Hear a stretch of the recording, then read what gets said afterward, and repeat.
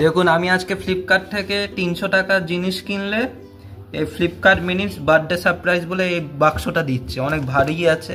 আগের বছরে ক্রিসমাসে দিয়ে একটা কিনে মানে এরকম টাইপ একটা বাক্স দিয়েছিল, সেটা মানে ভেতরে মাত্র 3টে জিনিস ছিল, এত বড় বাক্স। মানে এটা অনেক ভারী লাগছে, এটা অনেক ভারী লাগছে, মানে অনেক বেশি কিছু আছে মনে হচ্ছে।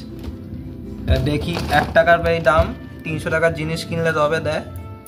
এবার এটা কি মাল্টি কালার, 100 টাকার এর দাম নাকি? 100 টাকা, 100 টাকার দাম, 1 টাকায় দিয়েছে। এবার খুলে দেখি কি আছে এর ভেতরে। অনেক ভারী লাগছে, দেখি আমার লাভ হয় কিনা 1 টাকার জিনিস কিনে। এবার এই সেলোটাই মেরে রেখে দিয়েছে।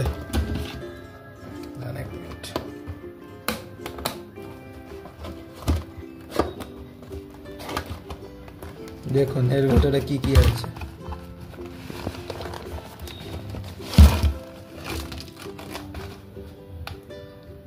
খাবারের অনেক জিনিস আছে, আগের বারে শুধু দুটো ক্রিম দিয়ে শেষ করে দিয়েছে। এটা কি glow and lovely, glow and lovely, হ্যাঁ। এটা এই চকো কেকস, এইটাও আমি ফ্লিপকার্ট থেকে অনেকবার কিনেছি, 10 টাকা দাম, 9 টাকায় বিক্রি হয়। এই কেকটা খুব ভালো লাগে।